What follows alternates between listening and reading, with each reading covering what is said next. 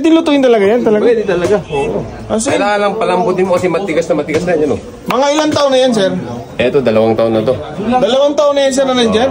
May lakas ka ba ng loob para kainin itong balat ng kalabaw, baka, manok na pinausukan lang naman sa loob ng mahigit 2 taon? At kung hindi naman, ay itry mo na lang itong napakasarap at talagang quality na smoke itag, smoke ribs at smoke pinuneg. Nagawa naman mismo ng idol natin na si Itag TV. Hi, sir, magandang hapon. Oy, good afternoon mga kasakmol. Ano pong meron tayo dyan, sir? Marami tayong kakaibang pagkain dito. Ito yung mga native Cordilleran dish namin dito. Particularly dito sa Benguet. So, andito sa taas, ito yung mga balat ng mga baka, kalabaw, manok na preserve natin. Ito yung mga traditional na preservation noong unang panahon pa. Sir, excuse me. Yes, sir. Yan, sir. Nakakain pa yan, sir? Siyempre naman, pwedeng kainin yan. Depende na lang sa'yo kung gusto mo ng kakaibang pagkain, pwede yan. Ano pong tawag sa mga yan, sir? Kiniing. Kiniing, sir. Or pinausukan. Pinausukan. Ito naman po, sir. Ito yung produkto natin. Kumbaga, kasi may innovation ngayon. Ito yung revised version ng mga sinaunang tradisyon noon. Apo. Ito yung revised version natin ng kiniing. So, ito mga ribs to ng baboy. So, ang tawag ko dito, smoke ribs, ang pangalan ng product natin. Lahat ng 4 na product natin actually bestseller. Laging kasing nasusold out. Tingnan mga 1 PM, 2 PM, sold out na lahat ng product natin.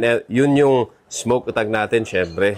Smoke ribs, smoke pinuneg, at saka yung smoke blood sausage natin, yung pinuneg without blood. Mga kasakmol natin dyan na gustong matikman ng ginagawa ni Itag TV, punta kayo dito sa Benguet, La Trinidad, Barangay Central, Bacol.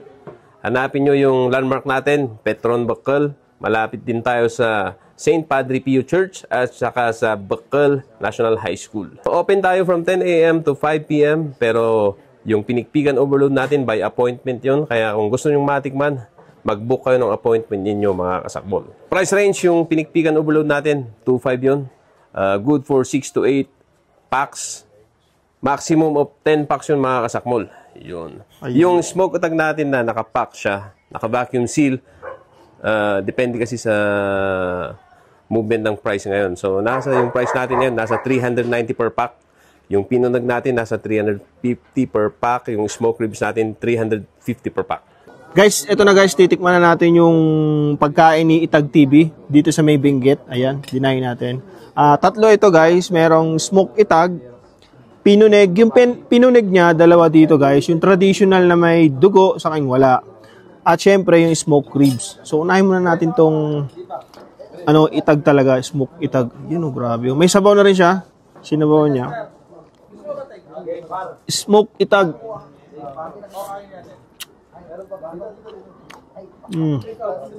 Napakalambot ng laman, no?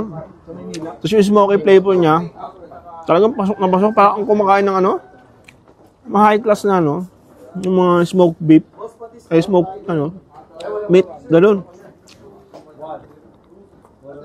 Ang sarap.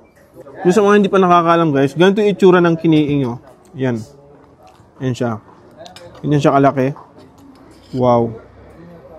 Yan, Yan. Yan yung itsura ng kiniing, malaki yan. Tapos, isasawag yan sa ulam. Next naman natin tikman guys yung pinuneg without blood. Ayan.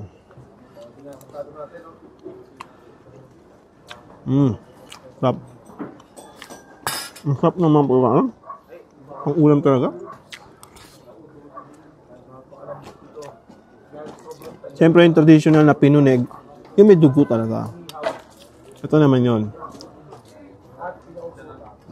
Sabay na natin itong smoke ribs. Grabe yung smoke ribs, Grabe, Wow. Lambot. Yan. Karga na natin lahat yan dyan. Muna natin ito isa. Diyan din ako pwesto mamaya. Diyan din ako pwesto,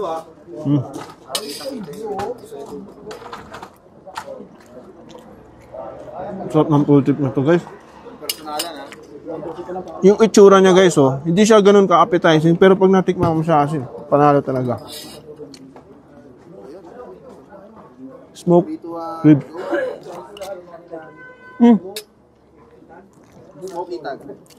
Ang lambot. Meron daw siya sa bibig, ganun siya kalambot. yung flavor ng smoke niya, talagang nandun lahat. Ayun guys, kung mapapadayo kayo dito sa Benguet o Baguio, malapit na naman sa Baguio, boundary lang sila halos. Dayo kayo dito kay Itag TV guys. Andiyan na lahat ng description sa comment lalagyan natin. Guys, maraming salamat. Try nyo rin itong tikman. Uy, Charlie Boy. Oy, Charlie Boy. Ayan. Kilabot ng Tagig! tagig, mga kasakmol. Ayan na. First bite ng tagig. Oy, medyo mahinhin yung first bite niya. Yummy! Yo! Yummy. Quality ba? Quality. Idol naman from... Madam Charlotte from Taguig. Ay, Madam Charlotte. Nag-iisang maganda sa Baguio. Kasakmol pala ito. Oy, kasakmol. Right. Oy. Banger. Up. So, medium rare kumbaga. Pero ina-advise ko sa mga bumibili, pakaluan nyo muna ng mga 15 to 20 minutes bago nyo kainin.